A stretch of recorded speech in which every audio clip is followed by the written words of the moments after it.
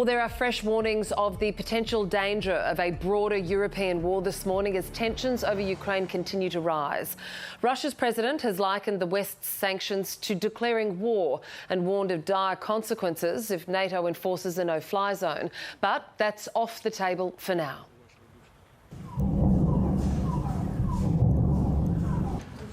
Multiple cities remain under attack from Russian forces encircling towns, with the number of Ukrainians forced to flee their country now numbering more than 1.4 million. A proposed ceasefire has collapsed, with shelling raining down on the city of Mariupol. Elsewhere in Chernihiv, local media are reporting that a Russian military plane has been shot down, with Ukraine's defence claiming the pilot has been captured. Around the world, protests continue. In Germany, a human chain of around 2,000 people formed in front of the Russian General Consulate with red paint smeared on the front gates. Well, let's bring in reporter Sean Rubenstein-Dunlop, who is of Lviv in Ukraine. Hi there, Sean. Now, this ceasefire clearly doesn't appear to be holding. That's right. A 5-hour ceasefire was due to be held today in the cities of Mariupol and Volnovakha in southeast Ukraine. That was to allow civilians to flee with the help of the Red Cross. But local officials in Mariupol said it barely lasted minutes. Within minutes, fierce shelling by the Russians resumed. They were shelling schools, kindergartens and buses that were meant to be evacuating civilians in that city of several hundred thousand. They were shelling positions along the escape route, so civilians were advised to stay in place. But there were terrifying pictures of people forced to take shelter in hallways and on the floor, and we saw smoke rising above apartment buildings across the city as that escape route was blocked.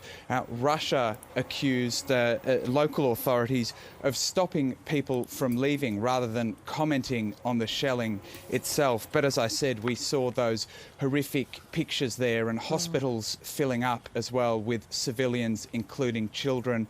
Now, Mariupol is a city in the southeast of Russia, of Ukraine rather, as I said, and of strategic value to Russia because it connects Russian troops potentially in Donbass, in the cities, in the country's southeast, to the Crimean Peninsula, which was occupied by Russia in 2014. So a city of great strategic value for Russia, and it's come under intense shelling in recent days, with many civilian casualties.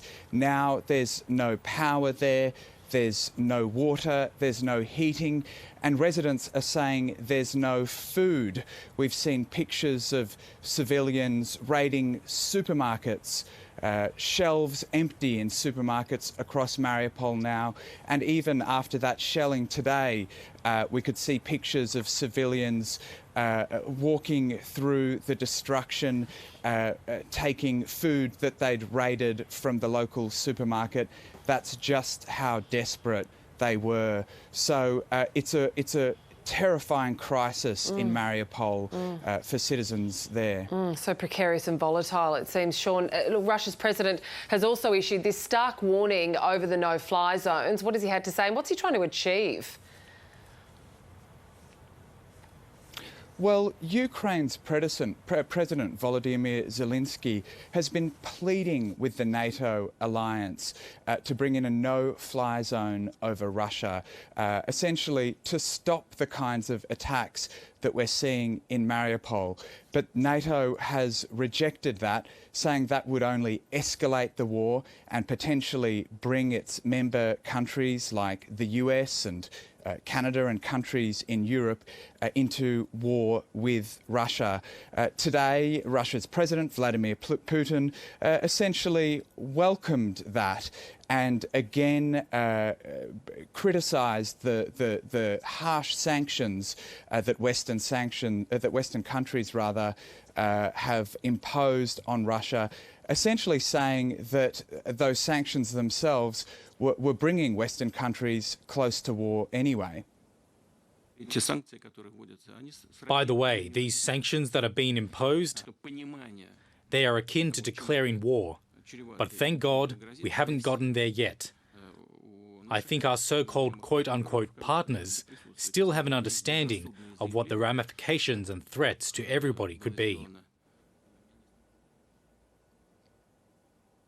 Well, we're only 10 days into the war now, but cities and towns across Russia, like Mariupol, are under fierce attack, and around up to 1.5 million people have already fled Ukraine. Here in the city of Lviv, where I am, in western Ukraine, not far from the Polish border, it is filling up with displaced people as well. Trains full of people have come here, and the train station is jam-packed with people who are trying to get out of this country and get into Poland, which is only about 60 kilometres away.